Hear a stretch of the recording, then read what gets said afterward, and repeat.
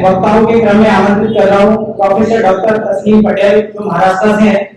जितना बन सकता है, जितना बन सकता है उतना तो बोलूंगी। आप महाराष्ट्र से मैं 20 घंटे लगा कर आई और आप 5 मिनट में बताओगे, ये तो कुछ न्याय संगत बात नहीं। मैं झगड़ा नहीं कर रही हूँ, व्यथा दर्शा रही हूँ। और बाबा साहब ने यही तो सिखाया है कि अपनी व्यथा साझा करो किसी के साथ। धन्यवाद।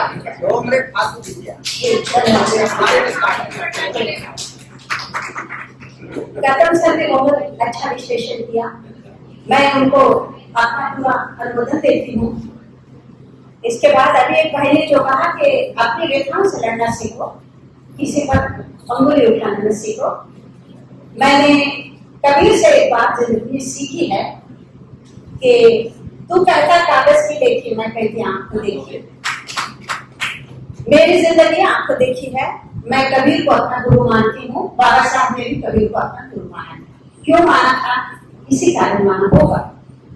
मैं आपको ये बता दूं कि आज से 50 साल पूर्व, कदम सर मैं आपको स्पष्ट कर दूं, मैं नांदेड़ में आपको पीपल्स कॉलेज में बुलाने वाली थी। आपकी बहुत अच्छी स्त्री विषय कविताएं मैंने पढ़ी थी और पीजी के छात्रों को मैं पढ़ाती थी, मगर आप नहीं आ पाए। तब आप बहुत हाईकमांड कोई बड़े अफसर थे, समय नहीं मिला होगा। खैर आप मिलने का योग था, वो मैं पूरा कर लेती हूँ। भले 5 मिनट आपने लोटन जी मुझे दिया है।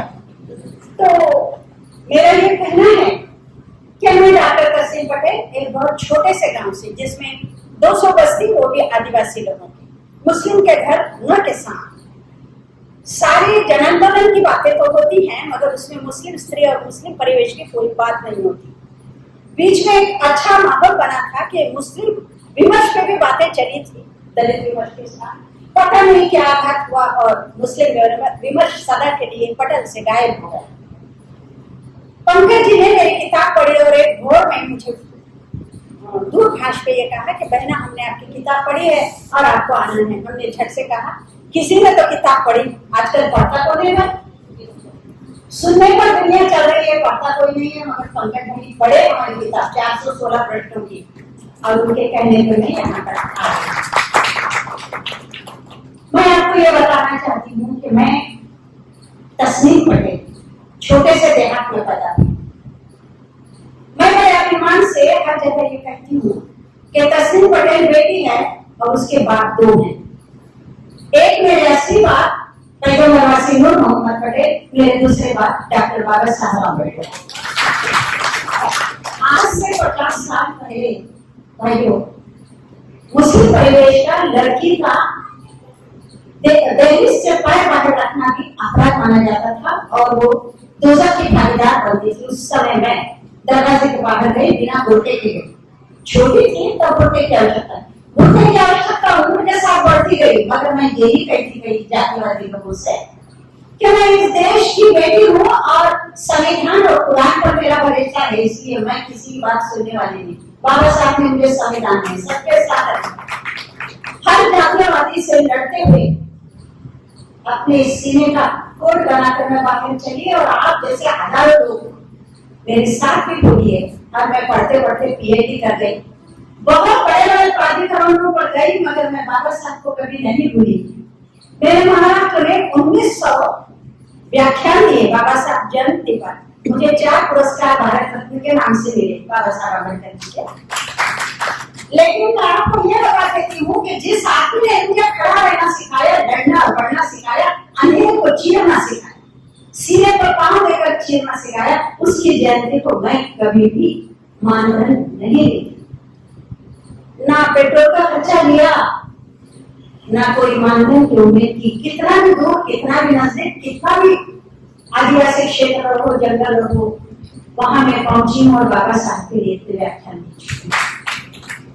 मैं इतना मानती हूँ कि 8 बाय 8 के कमरे में मेरी जिंदगी की शुरुआत, 4 बहन भाई हम थे, 8 बाय 8 के कमरे में हम पढ़ते थे। मैट्रिक के वर्षों की दिए को तेल नहीं होता था और हमारे पास दिया भी नहीं था, उसे मराठी में हम ढीबरी कहते हैं। ढीबरी में चीनी डाल करके बत्ती जलाते हैं और सुबह देखे तो पूरा चेहरा पहले ही काली थी और काली हो जाती थी। आधी रात में ढीबरी का तेल जब जवाब देने लगता था, मेरी मां टीबी पेशेंट थी, कुपोषण के अभाव में अपने पेट से मुझे लगाए रखती थी और कहती थी कि बैठी रहो, मुझे तकिया समझकर और पढ़ती रहो। उस साल में जो पढ़ाया वो याद करो और परीक्षा में वही आ जाएगा शुरू पर, तुम बहुत कामयाब करोगी। मैं जरा भी झूठ नहीं बोल रही हूँ। ढीबरी आवाज देती थी मगर मेरी माँ मुझे सुनने नहीं देती, सुबह हो जाती थी, 12 बजे परीक्षा को बन जाती थी। सच में माँ ऐसा कहती थी, मैंने जो किया, मैंने गाइड नहीं देखा, ट्यूशन नहीं देखी, टेक्स्ट बुक भी नहीं देखी सर, मगर उस समय 1972 में मैं बिना किताब की बालिका तस्लीम पटेल प्रथम श्रेणी में पास। ये बाबा साहब की देन है। बाबा साहब मेरे आदर्श हैं। बाबा साहब के पास आप जैसे मनुष्य गए, अपने पुत्र को छोटे से लेके 10 साल के, और उनसे कहा बाबा तुमसे मिलना लाया हूँ।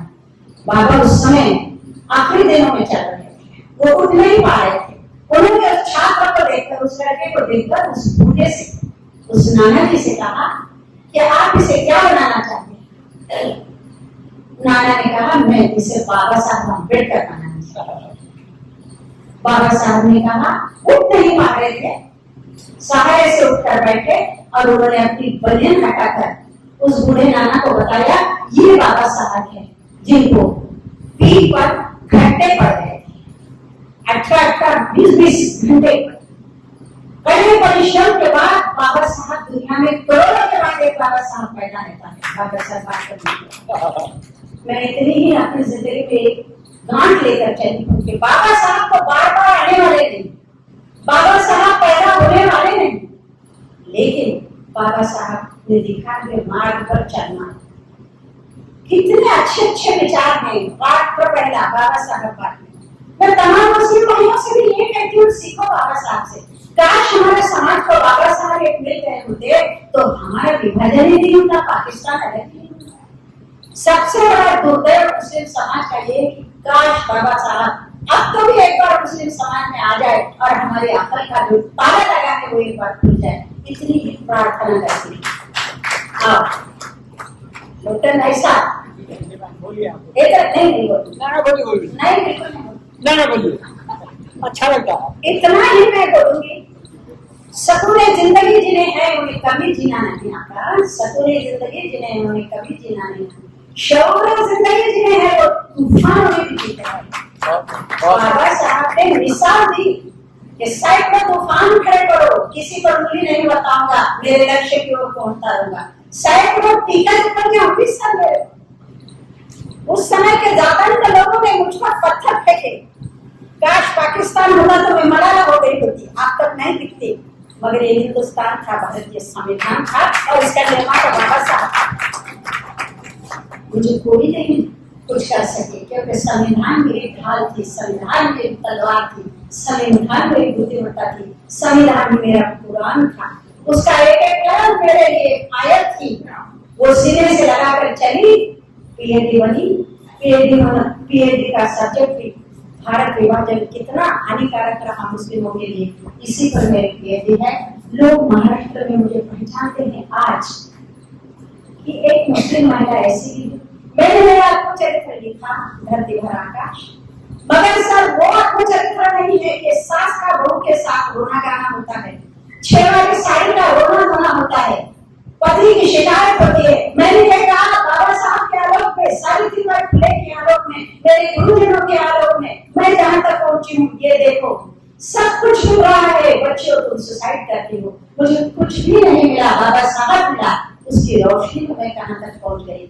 जो पढ़ेगा वो आगे बढ़ेगा, जो नहीं पढ़ेगा वो पीछे ही दौड़ेगा, उसके जिंदगी में कभी उजाला नहीं आएगा।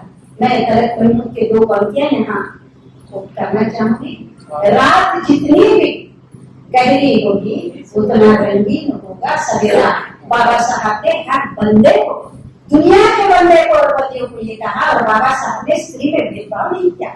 उन्होंने कहा दलित और स्त्री एक जैसे। मैं अपने आप को गर्व महसूस करती हूँ कि मैं भी स्त्री हूँ और दलित हूँ।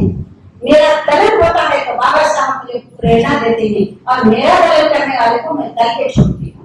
ये मेरा नारा है। जय भीम। हमारे चैनल बहुजन दस्तक को लाइक, शेयर, सब्सक्राइब देखना मत भूलिएगा। जय भीम, जय भारत, जय संविधान। नमो बुद्धाय। धन्यवाद। चैनल आर्थिक समस्या से गुजर रहा है।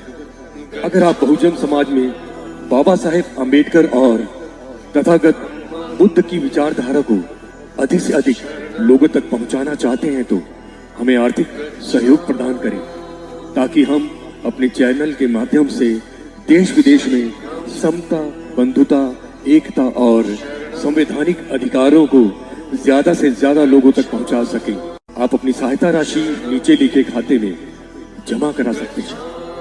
खाता धारक गौतम रत्ना, खाता संख्या 316957686551, IFSC कोड SBIN 0060336, बैंक भारतीय स्टेट बैंक। आप हमारे बैंक खाते का विवरण स्क्रीन पर भी देख सकते हैं। जय भीम, जय भीम। मैं गौतम रत्ना आपका बहुजन फिल्म प्रोडक्शन में स्वागत करता हूं और आप हमारे प्रोडक्शन हाउस के अंदर अपना कैरियर बना सकते हैं as a film director, as a producer and actor and actress and editor and cinematographer also.